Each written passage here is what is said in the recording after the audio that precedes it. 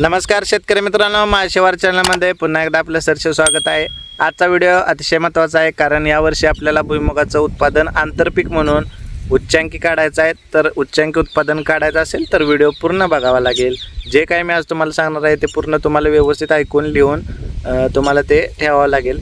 तर आजच्या व्हिडिओला चालू करण्यापूर्वी आजच्या व्हिडिओमध्ये आपण काय काय सांगणार आहोत, तर भुईमुगाच्या फुलावस्थेत आपण कोणती आळवणी केली पाहिजे, त्याचं नियोजन कसं करायचं आणि आंतरपीक करताना त्या अवस्थेत कसं भुईमुग असला पाहिजे हा सुद्धा मी तुम्हाला दाखवणार आहे। मागं थोडा भुईमुग दिसतोय मला माहीत आहे।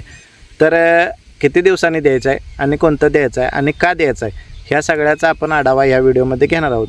5 ते 6 मिनिटाचाच व्हिडिओ होणार आहे, पूर्ण बघा आणि चॅनल सबस्क्राईब करायला विसरू नका। तर आता तुम्हाला व्यवस्थित भुईमुग दाखवतो, कसं दिसतंय रान, कसं दिसतंय शेत, कसं दिसतंय आपलं शिवार। तर अशा पद्धतीने नियोजन पाहिजे। तण बघितलं असेल तर तणाचं नियोजन एक नंबर झालेलं आहे, आपण खुरपणी केली होती। आता कुठंतरी हे बघा या बाजूला बघितलं तर कुठंतरी आधीमध्ये टिकल्या उठलेल्या होत्या, त्या आपण पुन्हा एकदा फिरून अजून एक 10 ते 15 दिवसानं काढणार आहे, कारण त्यावेळी तण आपल्याला उपटून काढायच्या मापाचं येणार आहे। तर आता भुईमुगाच्या मुद्द्यावर येऊया। तर आता 20 ते 25 दिवसानंतर आपल्या भुईमुगाला फुलं यायला चालू होतात। 25 दिवसानंतर फुलकळीच्या अवस्थेत यायला चालू होतं। तर आता तसं नाही दाखवणार, 25 दिवस झालेले आहेत म्हणून मी तुम्हाला डायरेक्ट प्लॉटमध्ये येऊन दाखवत आहे। तर आता बघूया भुईमुगाची अवस्था कशी आहे। हा भुईमुग आहे आपला, हे बघितला, हे बघा फुला बेला आले ती आहे का, इकडं अजून कुठं आलेलं नाही, ती कुठं आली ती हे बघा, हे बघा ही फुलं तुम्हाला दिसते, ती पिवळी पिवळी जी दिसते ती फुलंच आहे ती मित्रांनो। हे बघा ही फुलं आली ती। आता काय केलं तर बघा आपण इथं तर हे हलवून घेतलेलं आहे आणि बुडक्याला याच्या बघितली तर तुम्ही चांगल्या पद्धतीने आपण भर लावली होती, त्याच्यामुळे काय झालं की ते चांगला त्याला फुटवा यायला लागला आहे। तर मित्रांनो ही जी अवस्था आहे म्हणजे 25 ते 30 दिवसात ही जी अवस्था चालू होत्या, ही अवस्था जपणं खूप महत्त्वाचं आहे। कारण ह्या अवस्थेत जर आपण योग्य खत आणि त्याला अन्नद्रव्य दिली नाही, ती मायक्रोन्यूट्रंट असेल किंवा जे खत आपण वापरतो ते जर नाही दिलं तर काय होणार आहे, ह्याचा दूरगामी परिणाम आपल्या उत्पादनावर होणार आहे। आता हे बघा नवीन पानं फुटायला लागली ती, अजून एक आठवड्या ते 10 दिवसात त्याला चांगलं बहारून फुले येणार आहे। ते आज आपण आळवणी सोडलेलं आहे ते पण मी तुम्हाला सांगतो।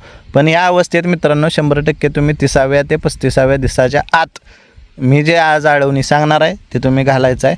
त्यामुळे काय होणार आहे, तुमच्या उत्पादनात 100% वाढ होणार आहे। कारण जर आत्ता फुलगळ त्याची झाली किंवा आपण खतं सोडली नाही तर फुलं कमी लागणार, फुलगळ होणार, रोग येणार किंवा काय अजून होणार। तर त्या पद्धतीनं नियोजन आपण आज या व्हिडिओमध्ये करूया। तर मित्रांनो आता आळवणी का करायचं आहे किंवा आता या अवस्थेत आपल्याला औषधं का सोडायची ती हे मी काच उत्तर आधी देतो आणि नंतर मग काय सोडायचं आहे मी तुम्हाला शेवटमध्ये सांगतो। तर आता का सोडायचं आहे, तर त्याच्या मुळाची अवस्था आपल्याला किंवा मुळांची परिस्थिती ते आपल्याला मजबूत बनवायची। त्याची मुळं जेवढी मजबूत बनतील तेवढा त्याला फुटवा चांगला येईल, जेवढा फुटवा चांगला येईल तेवढं फुलं अवस्थेत त्याचं जास्त फुलं येणार आहेत आणि जेवढी जास्त फुलं येणार आहेत त्याला जास्त आऱ्या टावणार आहे त्या, आणि जेवढ्या जास्त आऱ्या टावतील तेवढे जास्त शेंगा वाढून आपले जास्त उत्पादन होणार आहे। दुसरी गोष्ट त्याच्यात अशी आहे की फुलांची गळ झाली नाही पाहिजे। आता दुसरं तुम्हाला दाखवतो, हे बघा आता हे भुईमुग आपला आहे, कुठेही बघितलं तर आता फुलं याला चालू झालेले आहेत अतिशय चांगल्या पद्धतीनं। आणि हे जे त्याचा देठ आहे हा देठ मजबूत झाला पाहिजे आणि त्याचे हे देठ आहे की नाही, हे देठ मजबूत झाला पाहिजे। आता इथं बघा हे जे देठ आहे हे देठ फुलाचे मजबूत झाले पाहिजेत, जेणेकरून हे जे फुलगळ होणार नाही आणि आपलं उत्पादन त्याचं वाढेल, म्हणून आपल्याला या आळवणी घालायचं आहे मित्रांनो। तर हे बघा असं बुडक्यात कुठं जर वेल आला असेल तर हे वेळीच उपटून घ्यायचं आहे। आता हे उकारले बघा, कशानं उकारले हे सांगायची गरज नाही, वांढरं दम होते ती, वांढराला लक्ष द्यायला लागते। तर मित्रांनो मुद्द्यावर येऊया। तर आता हे खाली तुम्हाला मुळं उकरून दाखवतो, त्याशिवाय तुम्हाला कळायचं नाही ते, हे बघा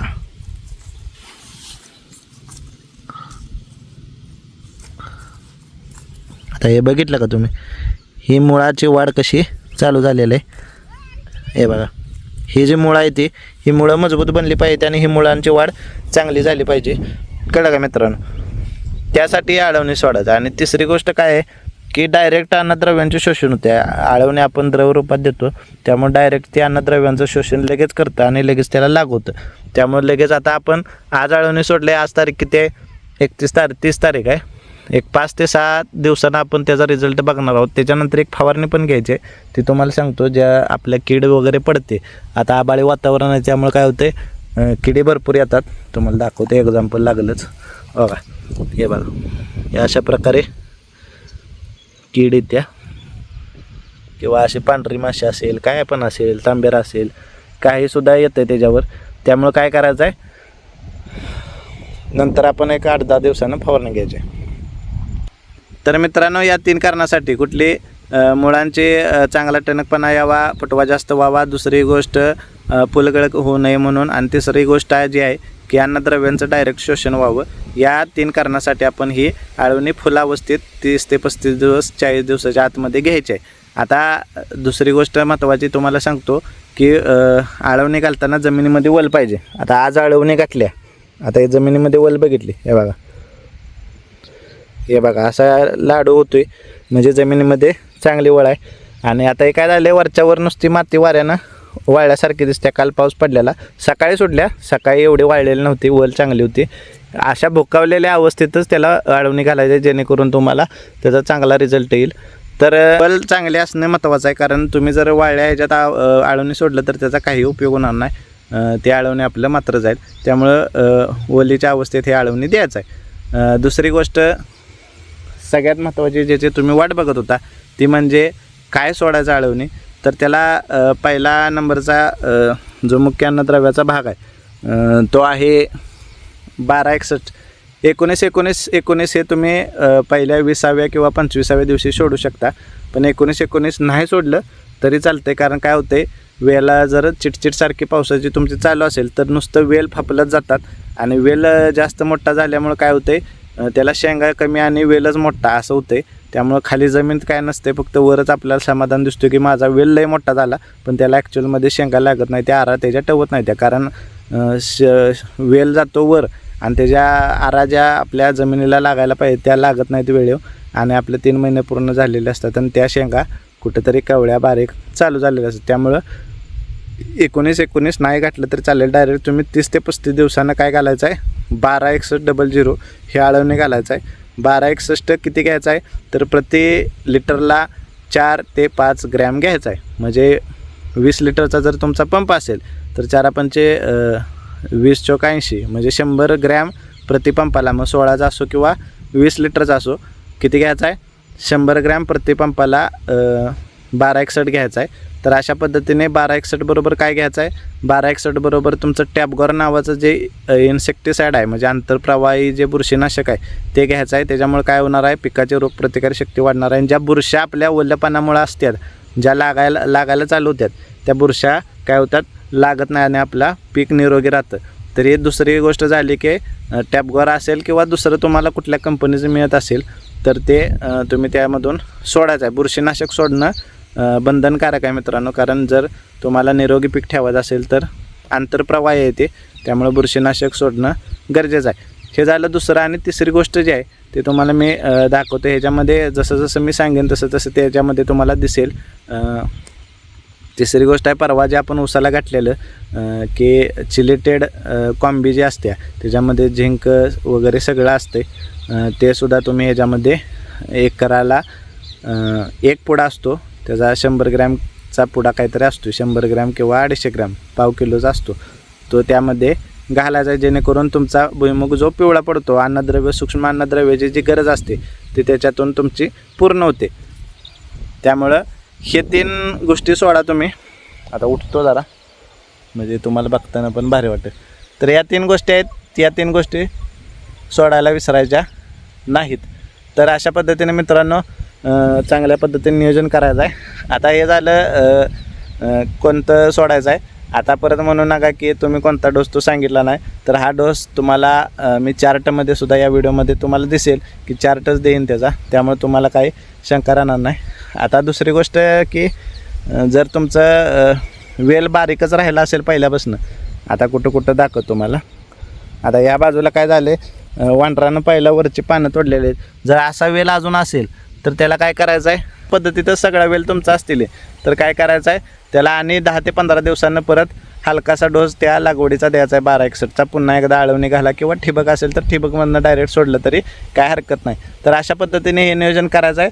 तुम्हाला हमखास चांगला निकाल येईल आणि आपल्याला वेल जास्त वाढवायचा नाही. वेल हा मध्यम स्वरूपाचा राहिला पाहिजे. आऱ्या चांगल्या सुटल्या पाहिजेत. किमान एक 15 ते 20 शेंगा चांगल्या लागल्या तर तुम्हाला चांगलं उत्पादन बऱ्यापैकी निघतं. 20 शेंगाच्या वर आपण 30 ते 35 शेंगा, 40-50 शेंगापर्यंत शेतकरी उत्पन्न काढतात एका वेळेला. त्यामुळं आपल्या मनावर राहतं की आपण कसं नियोजन करतो त्याच्यावर त्या शेंगाचं नियोजन असतं. पण कमीत कमी खर्चात जर तुम्हाला काढायचं असेल तर किमान 20 शेंगा एका वेळेला, 20 ते 25 शेंगा लागणं तुमच्यासाठी उत्पादनाच्या दृष्टीने चांगलं आहे. त्यामुळं वेल जास्त वाढवू नका. अजून पुढं जे काय मी नियोजन सांगणार आहे ते तुम्ही व्यवस्थित पद्धतीने बघा आणि ते फॉलो करा. आणि चॅनल लाईक करायचं आहे, शेअर करायचं आहे, सबस्क्राईब करायचं आहे, सर्व शेतकऱ्यांपर्यंत पोचवायचं आहे. तर मित्रांनो, यंदा आपल्याला भरघोस उत्पादन घ्यायचं आहे भुईमुगाचं. त्या दृष्टीनं ही तयारी करा आणि त्या दृष्टीनंच मी जे काही सांगतो ते फॉलो करा. चांगल्या उत्पादनासाठी तुम्हाला शुभेच्छा. आणि योग्य वेळेत योग्य स्टेजमध्ये मी जे दिवस सांगत आहे त्या दिवसातच ते आळवणी गेलं पाहिजे तरच त्याचा फायदा आहे. नाहीतर फुलाच्या अवस्थेतनं पुढं गाठलं आणि तुम्ही 1261 सोडलं तर त्याचा काही उपयोग नाही. तुमची फळंच लागणार नाही ती किंवा नाहक तुम्हाला त्रास होईल. त्यामुळं ज्या दिवसात सांगतो आहे त्या दिवसात, पुन्हा एकदा सांगतो, 25 दिवसापासून 35 ते 40 दिवसाच्या आत ही आळवणी सोडायचं आहे तरच त्याचा फायदा होईल, नाहीतर फायदा होणार नाही. तर अशा पद्धतीने आज आपण इथं या व्हिडिओमध्ये थांबूया. पुन्हा एकदा सांगतो, चॅनल लाईक करायचा, शेअर करायचा, सबस्क्राईब करायचा. तोपर्यंत आपण थांबूया. धन्यवाद.